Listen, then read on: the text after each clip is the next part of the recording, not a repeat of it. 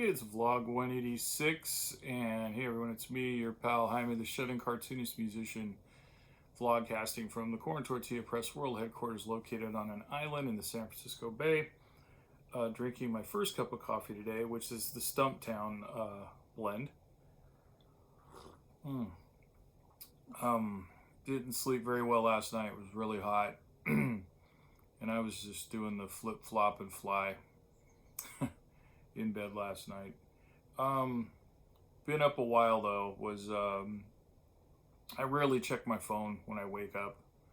I'm not one of those people that go over and let's start looking at everything.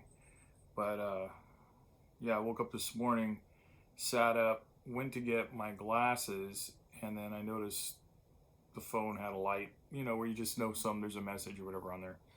And so picked it up and found out the news that a friend of mine had passed away. I'm getting the news late. He passed away in March of 2018. Steve Laffler and myself met through this gentleman back in the mid-1980s in San Francisco.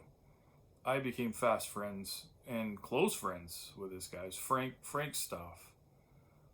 Frank Michael Stauf.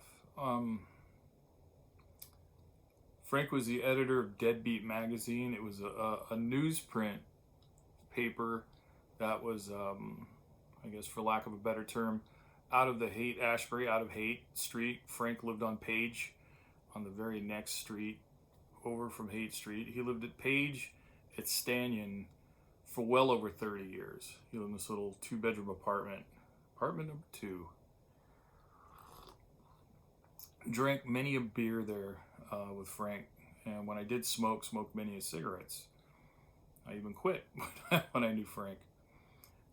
Frank and I were very close in the 80s and the 90s, and as the 2000s progressed, we would keep in contact, and we'd hear each other and even see each other once in a while. After I got sick and healthy, and my subsequent divorce was looming, Frank and I were on the phone several times. He was, I guess, living up in Petaluma at that point, and I think he was married. I think him and Megan were married at that point too, and or we're getting married. I can't remember how it works. And but it was always good to hear from him. And yes, we would talk on the phone for a fast call would be an hour. Frank always had a lot to say, and I always had a lot to say back to him, and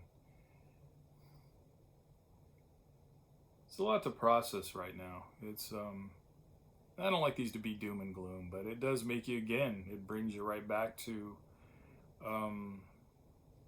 the short time we're here on the planet, the fragility of life itself, mortality, and yeah, I'm glad I had a lot of great memories of Frank. I was drawing comics. I was mostly, when I first met Frank, who actually my dear friend from my hometown and everything, Curtis Cirillo, is the one that put me in touch with Frank. And I'd stopped drawing comics for maybe a year, and the comics I was drawing before that, I wasn't publishing, but I was doing like punk flyers and stuff, but I decided to start drawing again, and Curtis he's a writer, and besides being a phenomenal musician and pal, he said, yeah, there's this because back in those days in San Francisco, there were periodicals everywhere. He says, yeah, there's this new one called Deadbeat magazine. It's coming out of Haight Street. You might want to see about submitting comics to them. And I did, and Frank liked them. I went to go meet him.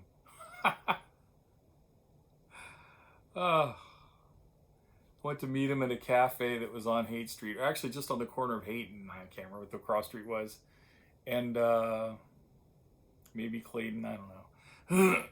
We went in there, and he was drinking tea, so I decided to have a coffee, and an hour and a half later, we were on our third beer in there, and realized this is too expensive. Let's go buy a 12-pack and head over to his place.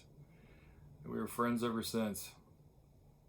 Man, just the Bukowski the Bukowski lifestyle in years, and you know, Hunter S. Thompson, and I remember his love for I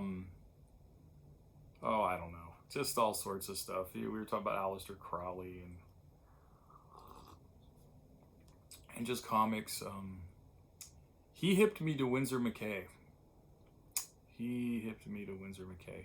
I mean, I knew of Gertie the dinosaur and the yellow, or was it the yellow kid? Was Slumberland, whatever. I knew about those, but I wasn't that steeped. And then he's the one that was really going on and on. And in fact, I have it here somewhere in my collection.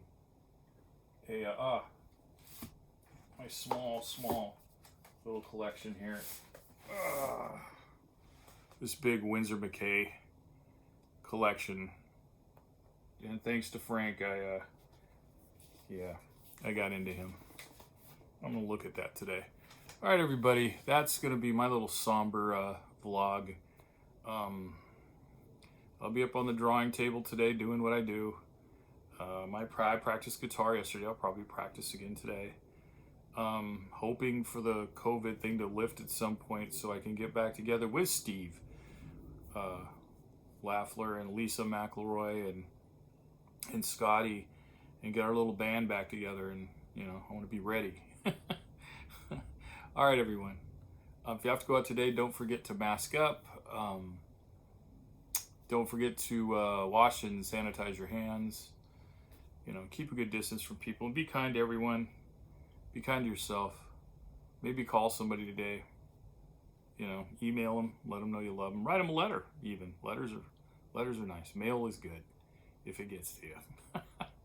Okay. All right, everybody. Thanks for joining me. Don't forget to subscribe down below. I'll see you next time.